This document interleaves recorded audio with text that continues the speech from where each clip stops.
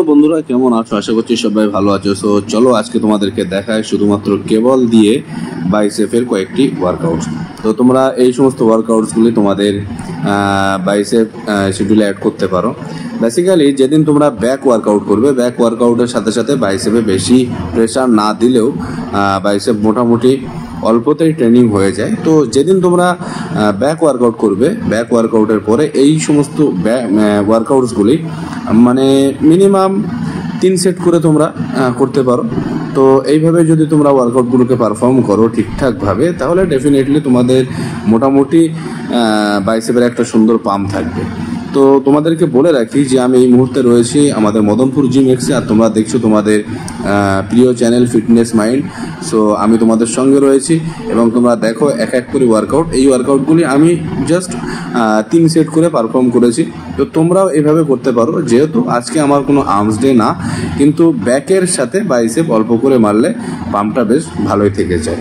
So তোমরা দেখতে থাকো, সঙ্গে থাকো এবং তোমরা কমেন্ট করে জানিও কোন ওয়ার্কআউটটা তোমাদের বেশি পছন্দ হয়েছে। এবং তোমরা যারা মদনপুরের আশেপাশে আছো, ডেফিনেটলি তোমরা একটা বার হলেও আমাদের মদনপুর জিম এক্সে আসবে এবং মদনপুর জিম এক্সের সকলের জন্য স্বাগত।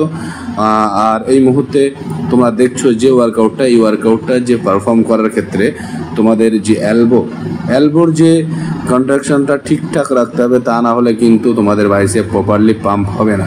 তো আমি তোমাদেরকে আরেকটা কথা বলে রাখি, সবসময় প্রায় বলি যে তোমরা তোমাদের ওয়ার্কআউট লাইফে একটা মাত্র গুরু ধরবে। 10 জন গুরু যদি হয়ে যায়, তাহলে চিন্তা ভাবনা করে দেখবে যে তোমাদের সেই বলে না 12 কামারে ফাল নষ্ট, সেরকম একটা অবস্থায় দাঁড়িয়ে যাবে। তো আমি তোমাদেরকে বলবো যে তোমরা একটাই গুরু ধরবে এবং ঠিকঠাক করে ওয়ার্কআউটস করবে এবং ডায়েট প্ল্যানটাকে ঠিকঠাক করে মেনটেন করবে।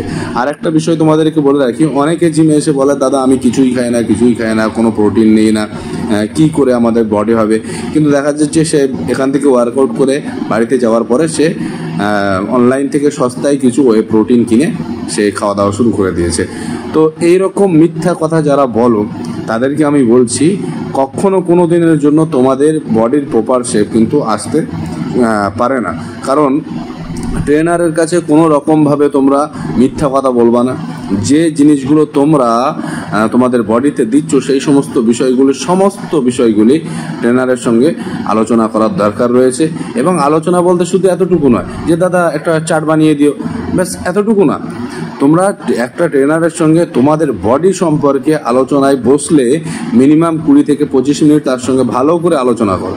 তা না হলে কিন্তু শুধু দাদা একটা চার্ট লিখে দিল আর সেটাকে তুমি ফলো করবে, এটা কখনো সম্ভব নয়। কারণ সবাই জানে কোনটা ভালো আর কোনটা খারাপ।